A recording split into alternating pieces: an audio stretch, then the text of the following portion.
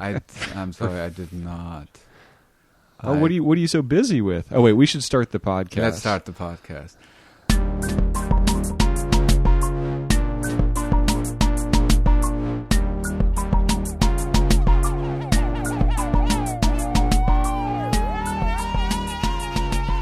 Right now, I'm trying to figure out what episode this is. Welcome to TGE, the podcast. We're on episode 38.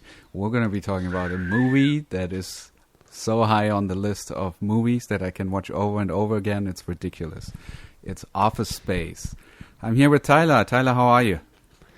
Hey, Sven. Good. How are you doing? Thank you to everyone for listening. We appreciate the growing listens. We appreciate you spreading the word about the podcast. We appreciate you subscribing to the podcast on whatever you're listening to us on, whether it be iTunes, Spotify, Stitcher, etc., etc. And we apologize now for the sounds of what is clearly going to be construction sounds and maybe roosters. Yes, I have my window open, so if a chicken will lay an egg in the next 30 minutes, we'll know about it. So, like, So, Sven, brag. We hear you grilling it up. Yeah. Do you cook eggs on a grill? No, Did you? never. What kind of reaction did we get to last week's Battle of Winterfell? Because it was kind of an interesting thing. I got a few notes from people saying, "What? Who gives a shit if you do spoil?" Like, we made a huge effort not to do any spoilers through that episode, Right. and I just got a lot of notes that were like, "Who gives a shit if there's spoilers? Everyone does spoilers on that. That's the whole thing." And I kind of felt like we were a little negative towards it, but diplomatically so. But then, of course, throughout the week, the online blowback on that episode was pretty intense. Oh, I didn't even hear. So people really, it has a blowback? Like, is it going towards a negative? Oh yeah, like the DP had to issue a statement about the darkness? about the darkness. Yeah, a lot of stuff. Oh, yeah, I did see a post on Instagram where somebody said, oh, by the way, if you're seeing the episode, make sure you're seeing it through HBO directly, through their app. Don't see it through Amazon or any other sub-vendor, I guess, because they don't know how to handle the compression. And there was actually an interview with a military strategist that pointed, like a lot of things we were joking about casually, pointed out huge flaws in their strategy, if there even was a strategy. Yeah, not to use the dragons. Yeah, there's just a lot of, it was just, a lot of issues with the nonsense of it. But, did you watch last night's episode? No, I'm back out. So unless we're making another episode on it, I'm not gonna. We'll see. Well, we'll let the episode come to us rather than us go to it, which is what we did last time, and it was a tough spot to be in. Nice. So Tyler, ask me how my week was.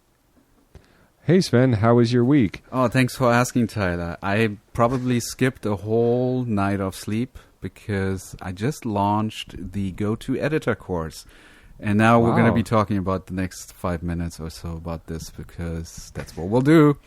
It's kind of our first plug on this podcast. And yeah, that was quite a journey. Like, I was editing until I think 4 a.m. on Friday night to get the episode actually up on YouTube to introduce this course.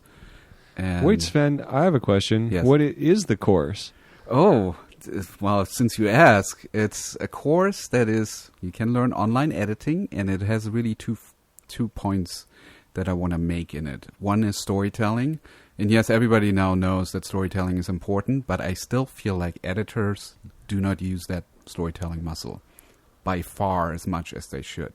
And that makes them replaceable in a way, because you need to be a strong storyteller so that the producer knows, oh, I'm hiring this guy not just to run a piece of software. I'm hiring this guy because he's going to make my movie happen. It's going to make the difference. And that's what makes you valuable. That makes you a go-to editor. And the other portion really has to do with business, career, branding. Like, how do you present yourself in the marketplace that jobs find you? And I mean, it's something like, it's not resumes, it's not reels that get you jobs. It's really those relationships you have with the clients that are become fans of your work, and then years later call you up and say, hey, remember back then you saved my butt? Now do it again because I need you. And that's how you keep working. So that's what the course is about. So it's about having the goods to back it up, but Yeah. also becoming part of the collaboration. Exactly. And I think what's cool about it is that you actually get to do exercises with real footage. So we got a feature film that was in the LA Film Festival, has an Academy Award-winning actress in there. We got a documentary that was in theaters, released by Magnolia Films. Actually, I didn't realize, but Elon Musk was the executive producer on the documentary Dumbstruck. I just saw that. That you were working on? Yeah. Oh, wow. I saw the name back then, but it didn't mean anything. And now I went back at it. I'm like, wait a minute, is that the guy? And it's the guy. Yeah, there could be a whole class on the fact that I got invited back to work with you after the work I did on that. Yeah.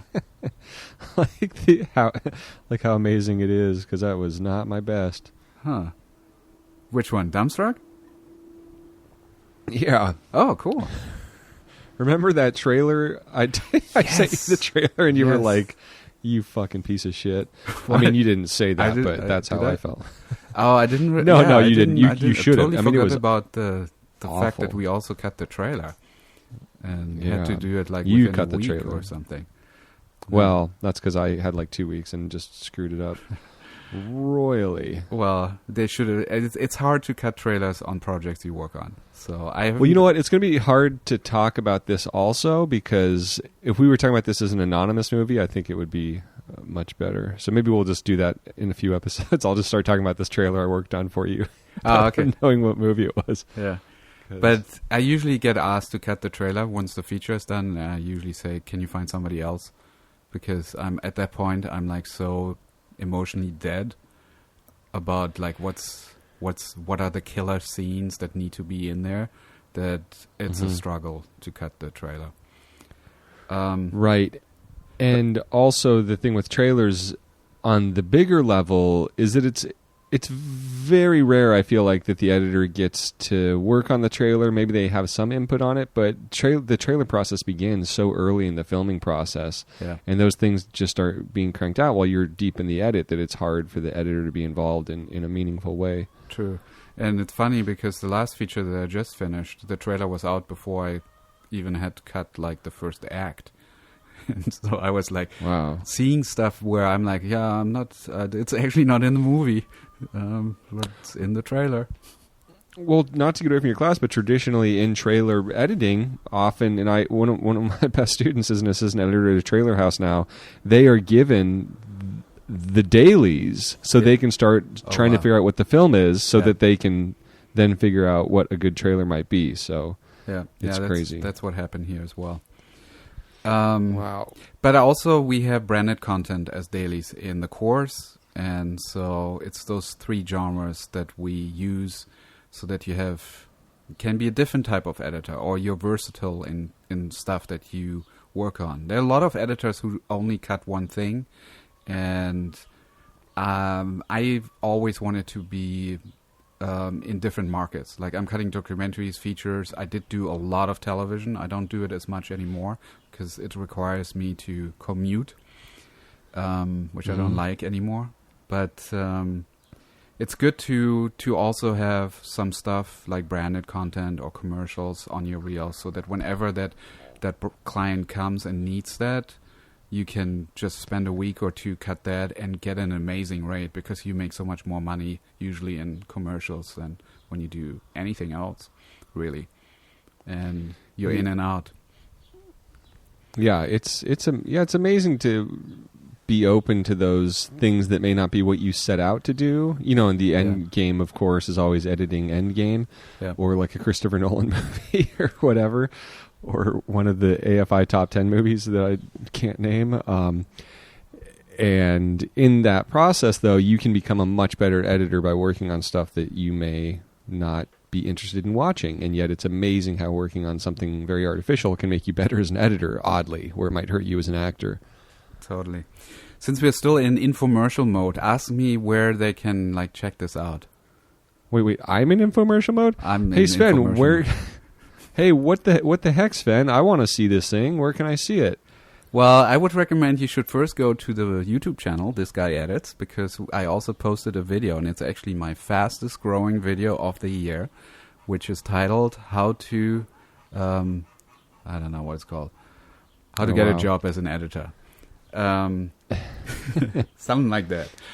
And it already has. It's been 2 days. It has 11,000 views, and that's the thing I was cutting on Friday, and it's like 22 minutes long. I'm like, I don't have, like, it's going to be this long. I don't care. I'm doing it.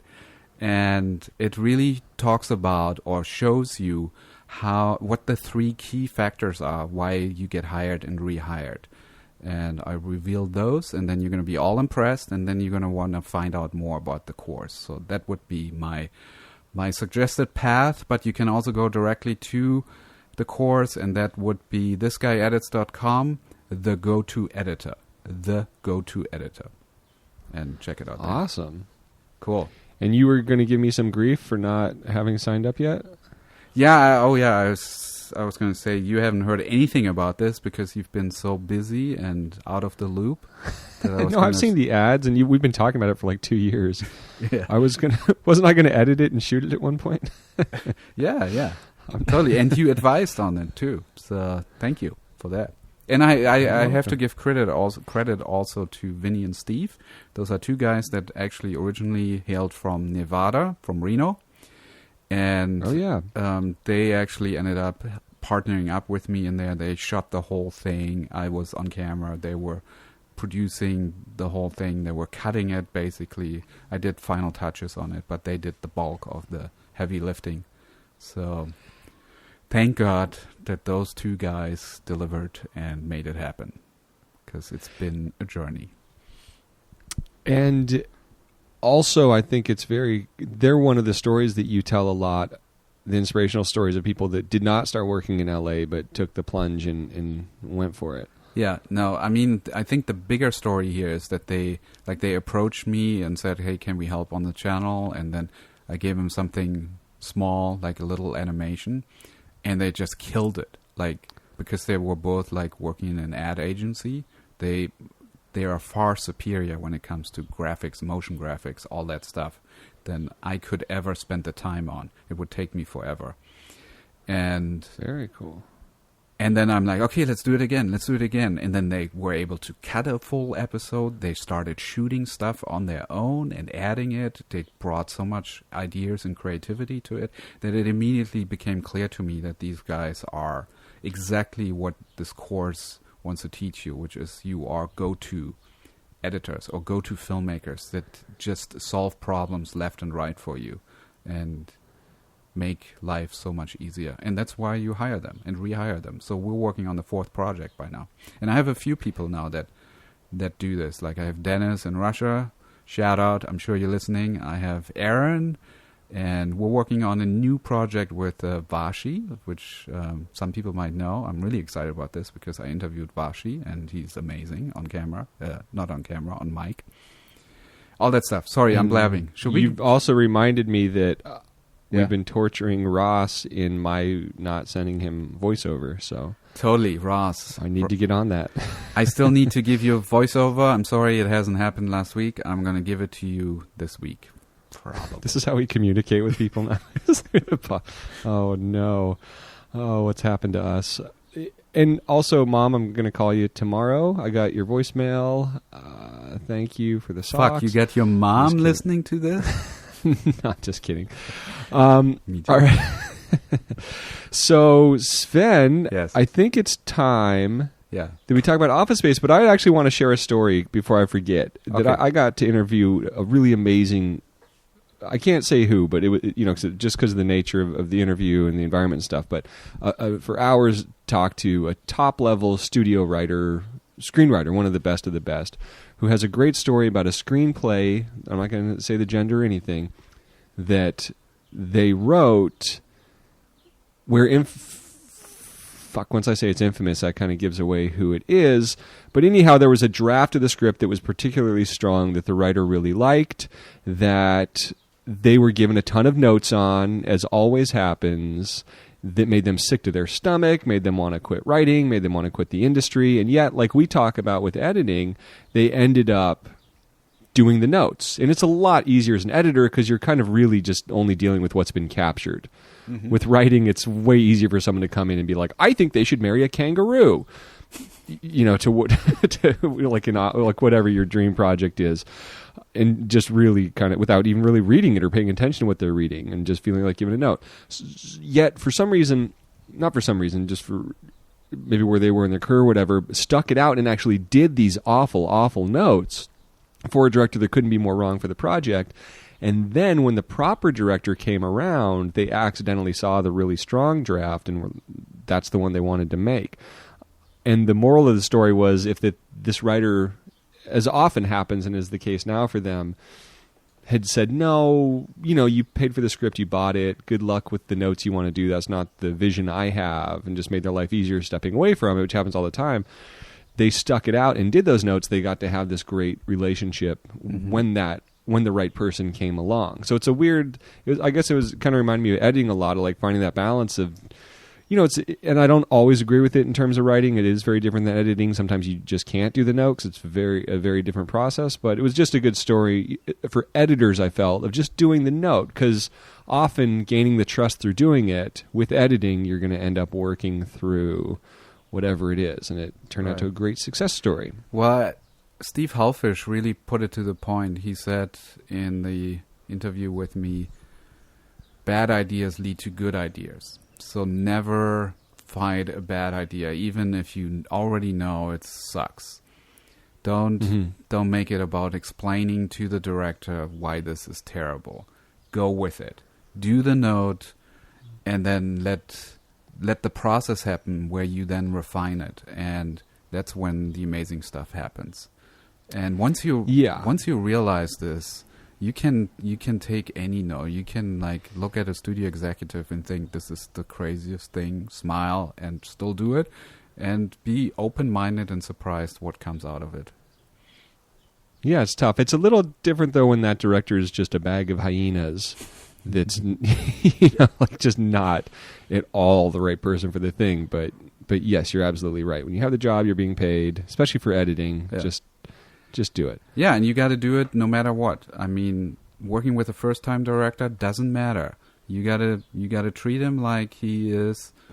I can only think of one director, and I would give the whole thing away. But I'm not going to say the name. And you got to treat him like a star, and it still makes this process better, more easy to endure, and it creates a better product. And even better is that the thing about editing is the last thing people start tearing apart, except for a few recent examples when a movie doesn't work, is the editing. There's so much more to sift through before they get to that. And it's always great to be attached to a great project, but oftentimes that really bad movie, you did a lot to make it great, and you're not going to get the appreciation for it except for from the people that were there that you're working with. So those are, of course, the most important relationships. It's always to funny build, as when you'll you learn about read in Sven's video. Reviews, and then they sort of, in a half sentence, praise the editing, where you're like, yeah, this doesn't really apply, or this is not really saying what the effort or what's really behind making this movie work. It's always like, oh, this is really witty, or this is cut in a very like tight way or something, and usually it's way off. Well, speaking of tight editing, tight writing, tight acting, let's dive into Mike Judge's Office Space. Yes. When was the first time you saw the movie? I saw it in theaters. I remember seeing it on the Continental 7, which was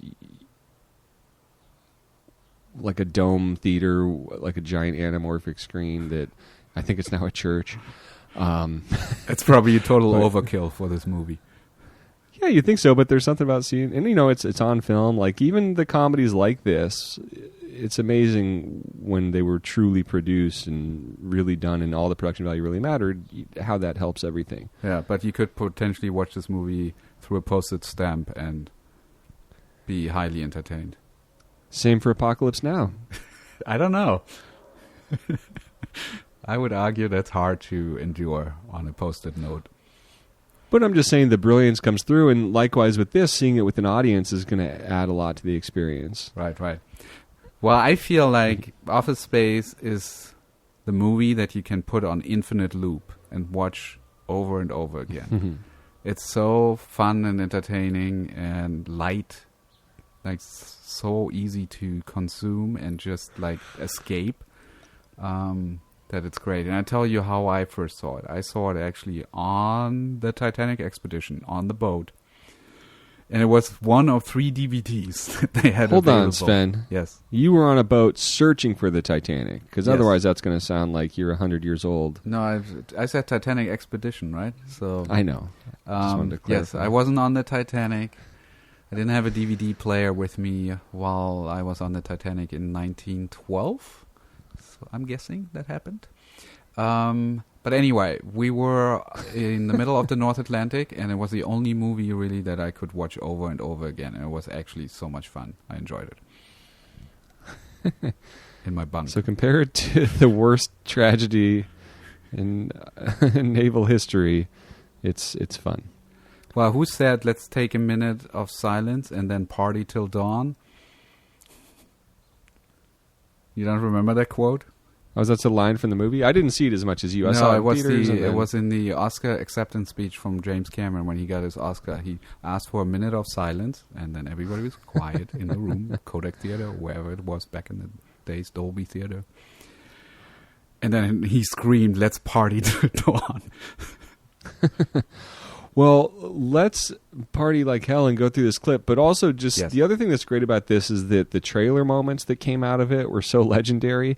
And it was cool because it was a really small comedy in a sense. You know, Mike Judge, I guess, had clout from Beavis and Butthead and King of the Hill where he could presumably get a budget and make a movie with largely unknown actors that, of course, are all, you know, talented and much better known now. Yeah. And the star of the movie was really just the comedy. And there's a lot of great moments in it. One of them being this one that I think is a good analysis of, since we're talking about trailers, moments that work really well in trailers become iconic just in that, and then to see how it's weaved into the scene and it sets up something even better leading to the end of it.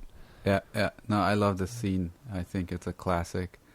It has an iconic phrase in there that I think we all now sometimes use. Case of the Mondays. Let's set up the movie. Office Space is a 1999 American comedy film written and directed by Mike Judge. It satirizes the everyday work life of a typical mid to late 1990s software company, focusing on a handful of individuals fed up with their jobs. Stars Ron Livingston, who I haven't seen in a movie since the end of the tour, which was a great film. I don't know. Have you seen him anywhere lately, recently? He's in a lot of stuff. It's just not jumping to mind. Yeah, Like Jennifer this one. I'm sure you Aniston, Gary Cole, Stephen Root, David Herman, Ajay Naidu, and Dietrich Bader. And also, I want to shout out Todd Duffy, who's plays the guy who works at, I don't know, that restaurant has all the flares. He was in a movie I directed in there, so I was so thrilled when he walked into the casting office because I immediately recognized him from Office Space. And he probably got the part just because of that. And we can say that Diedrich Bader, Gary Cole, and Stephen Root are taking over HBO Sunday nights now, with Root being on Barry and then Cole and Bader being on Veep for the last couple episodes. That's right. Let's look at some numbers. It was a box office disappointment, making $12.2 million against a $10 million production budget. That's surprising. I didn't think it was that expensive. But after repeated airings on Comedy Central, it sold well in home video and has become a cult film. So, Yeah, it's funny because that's I guess it wasn't terribly successful. You said it was a $12 million movie? $10 million movie, made $12 million in theaters. Wow. And it had Aniston in it. So, yeah, I guess that was the thing, is it was kind of a weird flop, I guess, but it was so iconic. And I didn't even realize Fight Club was a dud when it came out until recently. So Yeah. it's interesting how movies can have this cult iconography It just and not doesn't done feel very like well. a $10 million movie to me, to be honest. It feels like a $3 to $5 with stars. I mean, I guess Jennifer Aniston, maybe they had to pay her a lot. Maybe, but studio films are expensive to make, and the minimum budget's usually $30 million. I don't know that this was a studio one. Yeah, but like in terms of the locations or so, it feels like really indie. Yeah, but you're still building all these sets, and yeah, movies are expensive, and then marketing's at least $30 million. Yeah, and I think that's probably where they screwed up on this movie, or they should have just put, I don't know, Ben Affleck in it or something. That would have been awful, but yeah. One little tidbit here, Swingline introduced a red stapler to its product line after the Milton character used one painted that color in the film. Amazing. Anybody that knows the film remembers the Swingline stapler. Yes. All right, so what do we usually do with these scenes, Tyler? We usually watch the scene and give our thoughts on it as it plays, and then dissect the editing of it and storytelling at the end. And you can play along because we'll say 3, 2, click, and the scene shall begin. Yes, you'll find a link of the video that is available on YouTube in the description of this podcast. We'll play it through once. I think we want to let the dialogue speak for itself a little bit on this one, because I think it's quite simple in terms of the coverage of the scene, and it's all in the dialogue. And then Indeed. we can go back and talk a little bit about the editing and see if if there's some magic there. Cool. All right. I'm just lining it up. Sven will be describing. Okay, fine. Should I screen record this? I'll do it just in case. 3, 2, 1, click. Hello. All right, Peter. we're looking What's at happening? Ron, our main we guy. sort He's of in a the cubicle. problem He here. got late. Yeah, you apparently didn't put one of the new cover sheets on your His TPS boss talks to reports. him. Oh, yeah. I'm sorry about that. I forgot. Yeah. You see, we're putting the cover sheets on all TPS reports now before they go out. Did you see the memo about this? Yeah. Yeah, I have the memo right here. I just A lot of back and forth forgot, cutting but it's at this not point. shipping out till tomorrow. Medium so shots? There's no problem. Yeah. If you could just go ahead and make sure you do that from now on, that would be great. And I'll go ahead and make sure you get another copy of that memo. Okay? Yeah, no, Bye-bye, I have Peter. the memo. I've got it. It's right. Hello, Phil. All right, the boss walks off. Ron is showing us the memo. So that scene's kind of over, The scene is over. but the sequence is not. No. Here we go. He's hearing Hi. the radio from the next Could you turn cubicle. that down just a little bit? But I was told that I could listen to the radio at a This is reasonable Milton? volume from 9 to 11. Yeah, It's no, so I funny know and you're allowed authentic to. in this. I was just thinking maybe like a personal favor. Well, I told Bill that if Sandra's going to listen to her headphones while she's falling, then I should be able to listen to the radio while I'm collating. So Uh-huh. I don't see why Okay. I should have to turn down the radio because all right, okay. I enjoy listening at a He's got to be a reasonable comic book Thanks. character too, right, Milton? Yeah, I really could never accept that he Peter. wasn't this guy What's happening? until years and We years need and to years talk later about your watching his TPS stuff. reports. Yeah. Okay, the so cover here sheet, comes I know. boss number I know. 2. Bill talked to me about it. Yeah. Did you get that memo? Same Yeah, kind I of got cutting the back memo, and and I forth. understand the policy, and the problem is just that I forgot the one time, and I've already taken care of it, so it's not even really a problem anymore. Ah, yeah. It's just we're putting Just new really cover two sheets shots on here all the for the most TPS time. reports before they go out now. So if you could go ahead and try to remember to do that from now on, that'd be great. All right. Gets a pat on the shoulder, and the guy walks off. Oh, and the scene usually ends. It does end with the phone So rings, We're out. and somebody, I guess the third boss, reminds him of the memo as well, and then we're out. That's sort of the tag to this whole Yeah, it joke. pulls it together. And Yeah. then, of course, comedy's excess, so it's a great example of, like, just that one thing that's annoying at work. Just keep going on it and keep going on it, and there's so much going on in it thematically that I think is what makes people connect to it and make it so resonant for such a long time as a cult hit is, as years went on, it's like, yeah, that's what it's like, no matter what your job is. That's just what bureaucracy's like, and the Peter principle of leadership, of people just being incompetent in the leadership positions. Yeah, it just hits on this feeling that a lot of people feel, like it's just a grind, right? You're having a job and you should be happy because you can pay rent, and you're like, you're doing what you're supposed to do, right? That's the path you're supposed to take. But then you end up being trapped in a cubicle, and every day you know what the day will be like tomorrow. You know what the day will be like next week, and it just wears you down. And all these conversations happen over and over again, and they just wear you down. And I just love this whole feeling that this movie, it's like it makes you just enjoy the fact that you're not alone in this. Like that pain, everybody feels that pain. And that's so awesome about the entire movie, I think. Yeah, and then it's great because all this stuff is just building onto stuff that'll happen later. So they're great scenes in and of themselves, but then serve things that are going on later. And obviously with reactions and timing, editors bring a lot to a scene like this. But if you want a specific place where the editor really just enhanced this scene, I'm willing to bet if we go to 132 here, Okay. I'm going to crank it up.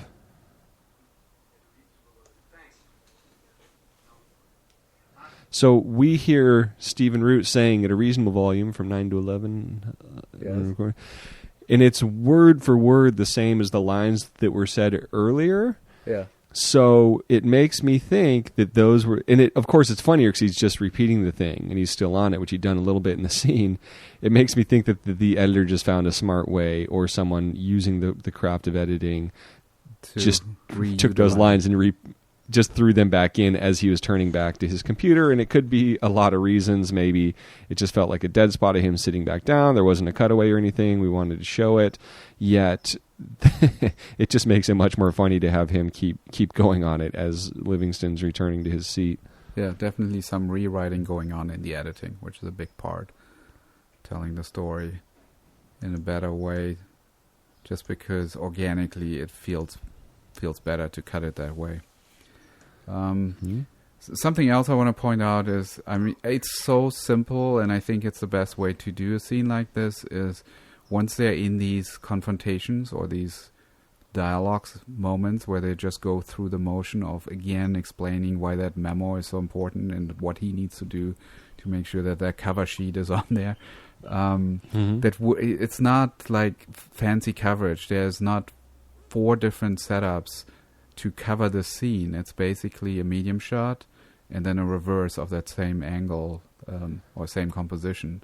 And then maybe every once in a while to just let it open up, let it breathe, or show the business of the actor. Business of the actor means, like, let's say he grabs the piece of paper from the stack, then you need to show the arm. So that's a moment where you would cut to the wide shot. But keeping it pretty mildly tense by cutting back and forth from medium. It's not close-ups. We're not really overemphasizing the comedy here or the drama. We're just letting the actors do what they do best, and let the reactions guide us on how we're supposed to feel. Like, when do we cut to a reaction shot to Ron? I forgot what his character name is, but Livingston, right? The actor. And when do we cut back to the guy that is just sort of monotonously repeating what he's supposed to do? And the fact that, like, he has 3 bosses who don't really have a job is amazing, that they all tell him the same thing because there's nothing else they can tell him.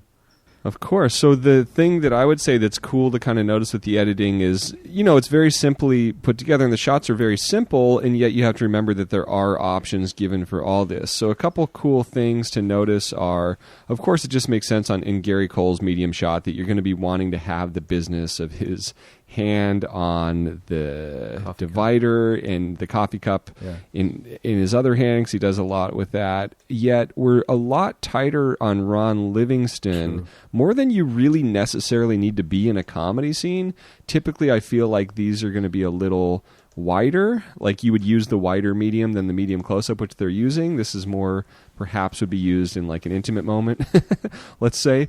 But the thing with it is you really get to see the pain that he's experiencing, and it's a little more oppressive on this character to just punch in on him and have him tighter, kind of trapped. And you really get to see by being tighter on this character than you are on Gary Cole, the pain that he's experiencing and thoughts he's having. Because everything he's saying is perfectly pleasant and nice, and he's not even really playing it up to go for the "you're ridiculous" stuff, but it's just there so well. So it's a great way to use that performance and add to it. And then the other thing that's great is when Gary Cole leaves, and again, you're talking about the business, but it also going back to, the master in this shot, let's say at 45, we get to see the business of the letter. We also get to see actors moving, Gary Cole leaving.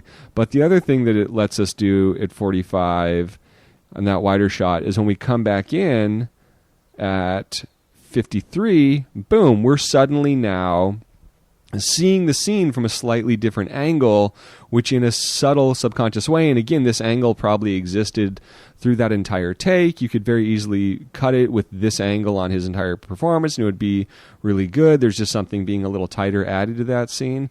The other thing that's great by holding off on this is it sets the mood subconsciously for the audience that, look, this is a new scene. We're now moving into a new bit by just kind of, instead of trying to use every angle under the sun, by holding off to do this, it lets us move into this next bit quite nicely, and it's almost opening the scene up to Stephen Root's character over behind him and letting us not really lose sense of the screen direction in terms of where people are in the office and stuff like that. Before you make your next point, let me add to that. The first one where you said, I think that's a brilliant observation that you just made. Let me just point that out. I did not notice that, but you're absolutely right. You're tighter on Ron than you are on, what's his name? Gary Cole? And you're also in a slight high angle on him. So he feels even a little bit more depressed or like intimidated, frustrated, whatever, all those negative feelings. And Gary Cole is like a slightly low angle. So he feels more in charge. And the performance is just so over the top, yet so understated at the same time. I don't know if that makes sense, but he's basically a caricature, but feels real at the same time. So I think that's nice to point out. And the thing the other thing... Yeah, go ahead. Oh. I was going to say, when the other jackass shows up, boss, you notice we're a little bit tighter on that guy just because the nature of his figure is a little more imposing, and now it's kind of also heightened the tensity of this recurring interaction by being even tighter on the next guy. It's like, just give us a break. And the last thing I was going to say is with the beginning, is the screen direction is totally different in his medium close-up at the beginning. Because he's facing one direction, so that's a weird way to start a scene. I don't know what exactly precedes it, but it works really well, and it's always fine to do that when you use a master to redirect it, which is what they do immediately as Gary Cole comes in. So I think it's meant to be a disruption. Sure. He's looking from right to left in the very first shot, and this is still like he just arrived late into the office, and he's trying to like get into the routine. It's be unnoticed, that nobody caught that he got late. And then he immediately gets basically caught by his boss, who calls him out right away on the mistake he made. So I would say that totally motivates a cut like that. Right, and I love the master shot of the Stephen Root interaction and how, again, we just use the same shot for him the whole time, the medium, just because he's so consistent anyways. I mean, we use the shot for both of them, but there's something about the consistency with this character where it's like, you don't even want to change the angle up. Because this requires some filmmaking where you have some balls. Like an inexperienced first-time editor might not be able to cut this scene as simply as this. Right. They might want to try and add something to it and confuse the audience at the same time. Yeah, and it's a good example of how something that just looks so easy and obvious to put together, how there is a lot of thought that goes into it, and you really are just always trying to keep that comedy ball alive. Yeah. Like deciding to take our time with him going to sit down, and we use ADR for that. That's a deliberate choice. The way that we use the timing for him standing up and turning around, because there are a lot of laughs in this scene. You're kind of having to be aware of how you're toying with the audience. Like, we don't see him stand up and turn to Stephen Root. Yeah. Right? We see him kind of looking at the computer, and then boom, we go to Root, and at 101, Livingston just pops into the frame in a medium. We don't see the master that again until after he's kind of presented himself in the moment. We don't orient the audience till then. Yeah. So, all that stuff could obviously be done very differently, but it's a good way to kind of show how, we aren't showing him going into position for one interaction, and yet we're seeing him return to his position at 133. And all these things are just choices. The time that you're going to spend on both the bosses walking into the frame, how you're going to present them.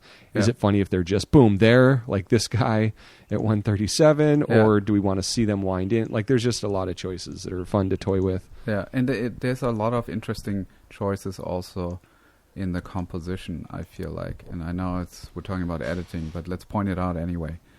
For example, if you go to 47 and then freeze it at 50, the way he holds the memo is he's cheating it towards camera.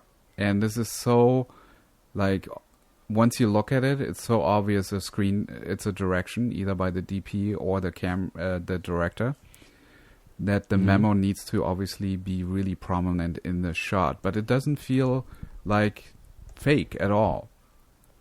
The way he's holding the memo and all this stuff. I think that's a real nice composition. When you look at the first time we see Milton, the way the shot is composed, like there's just stuff everywhere. He's just boxed in. And that's the theme of this character anyway. He gets boxed in more and more. He gets moved around and more stuff is just around him. He can barely move in his cubicle. And then you look at the wider shot at 103. There's just like file folders everywhere. And the radio is in the shot. I mean, how brilliant. The radio is in the shot. The scene is about the radio. Yes, it sounds like it's obvious. But it takes some filmmaking craft to design a shot like this, where we're talking about it and everything that we're talking about is in the shot. It's brilliant. Yeah, and just know that, or in the production design, know that radio is going to be in every shot. If there's a tighter shot of him, it's in there. It's everywhere. And it's funny, too, to kind of see all this stuff in the tight shot, and then when you pull out, it's a good way to introduce him, like you're saying, to start tight and then go wider. Kind of shows like, oh no, it's even crazier how much stuff this guy has. Yeah, and even though the sort of the blocking, the positioning of these two actors very similar to the first boss, but the reverse. So Ron is now with the low angle standing up, looking down on Milton. Emotionally, it still doesn't feel like Ron is anywhere in control in his life. Like which makes it more funny because now he's in the position of power and can't win. Yeah. And look at his cubicle at 136. It's like perfectly organized. Like every minute that he had just dying to get out of this office, he spent organizing his stuff in there. Or he's just so indifferent to it, he's never touched anything. All that, probably. So, and the last thing I'd add is that in terms of the control an editor has is the way Stephen Root's looks are used and like where his eyes are from one cut to the next, like how funny his look is and the one little master shot we get of him. Like it's all great. Like the timing of that, him turning, like, cause it's so funny every time, but it's like you want to aim those shots where it counts. It's really important. Obviously, when do you cut from one actor to the next? When do you cut to a blink?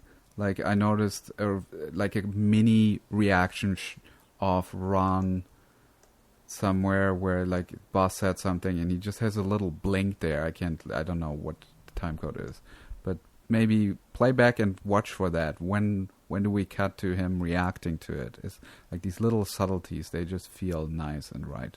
All right. Awesome. Okay. So now that you've seen this podcast, you really love us, go check out thegotoeditor.com and check out that video, 22 minutes on what gets you hired as a film editor or video editor. That's the title of the video. I remembered. Nice. Cool. And I can't wait to figure that out. Also, thank you to everyone for listening to the podcast. Thank you for telling your friends about it. We really appreciate the growing listens. We like getting to look at movies from the past. We maybe learned our lesson about trying to be too trendy with our Avengers-aimed episode and Game of Thrones-aimed episode. So lesson learned. If there's stuff you want to hear on the podcast, please let us know. Let us know what scenes you would like to see dissected. We really appreciate the feedback we get, all the places that you can get it. Where can comments be made, Sven? thisguyedits.com/the go-to editor. Just kidding. thisguyedits.com/comment. Awesome. And we would also like to thank Curtis for the music. And as Sven always says, happy editing. There's no sane zone, so put your head between the speakers. There's no sane zone, so put your head between the speakers. Cool. Yeah, I think there's only like 2 little spots I'm going to have to edit on this one. Yeah, where I had to reset, right? Okay, 3.